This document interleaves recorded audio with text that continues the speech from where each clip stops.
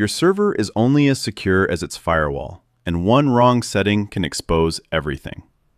CloudRaptor makes it easy to manage firewall rules, giving you full control over which ports and IPs can access your server. To get started, go to the server's dashboard, select your server, and open the Firewall tab. Here, you'll see both system-managed rules and custom rules. If you're using AWS, you'll also see security group rules at the provider level.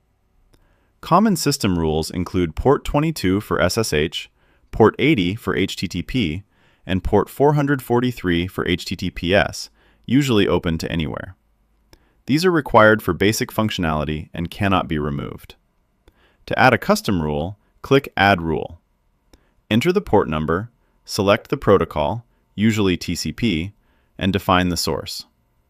You can allow access from anywhere using 0.0.0.0/0 or restrict it to a specific IP for better security.